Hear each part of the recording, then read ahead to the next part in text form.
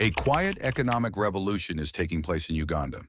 President Yoweri Museveni has announced a complete ban on the export of all unprocessed minerals and key raw materials.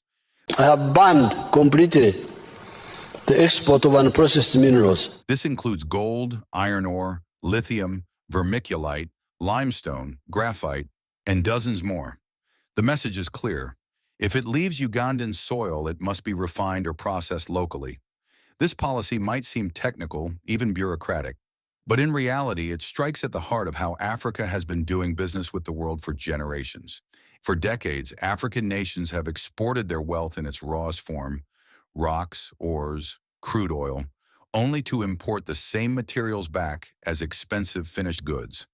The profits, taken elsewhere, the jobs, created abroad, the industries, built in other countries, while local economies remain dependent and underdeveloped.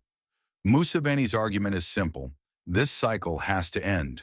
In his words, Uganda is no longer interested in being a donor of value while others grow rich. He insists that the country must retain the economic benefits of its resources by investing in value addition at home. And the numbers support his view. A single ton of iron ore, when exported raw, may fetch Uganda just $47. But when that same ton is processed into steel, it can earn over $900. That's nearly 20 times more value, lost simply because the refining is done elsewhere. This is not a theoretical loss. It's a structural issue that affects employment, tax revenue, technological growth, and national sovereignty. And Uganda is not waiting any longer. The country already has 10 operational gold refineries producing gold at 99.9% purity, meeting international standards. In districts like Kabale and Karamoja, investments in steel and cement plants are transforming mining towns into industrial zones. The government is working with both local and foreign investors to ensure minerals like limestone, copper, and iron are no longer shipped out in their raw state. This is not an isolated initiative. It is part of a broader strategy to industrialize the Ugandan economy, building factories, refining capacity, and transport infrastructure. The government is also setting up a national commodities exchange to formalize pricing and create a transparent market for mineral wealth. But the move is not without its critics. Some mining companies argue that the country may not yet have the full infrastructure to process all raw exports locally. Others say the policy could lead to job losses in the short term, especially among small-scale miners who rely on quick sales to exporters. There are also concerns from international partners and trade networks who now face restricted access to critical minerals like lithium and cobalt, essential components for batteries, electronics, and defense technologies. Museveni, however, has stood firm.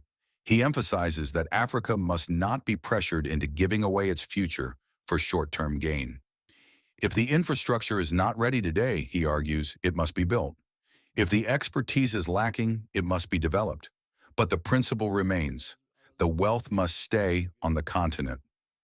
What Uganda is doing mirrors a wider trend across Africa.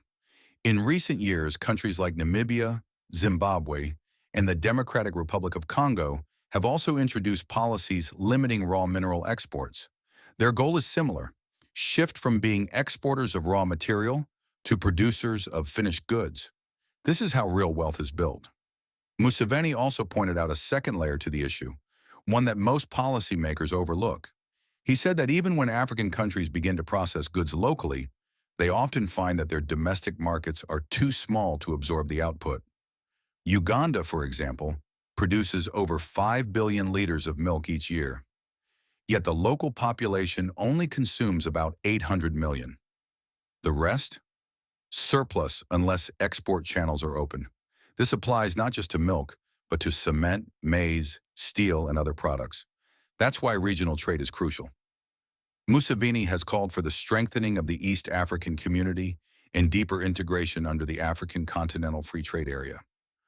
The goal, a single united African market that gives local industries room to grow, compete, and thrive without relying on buyers from outside the continent.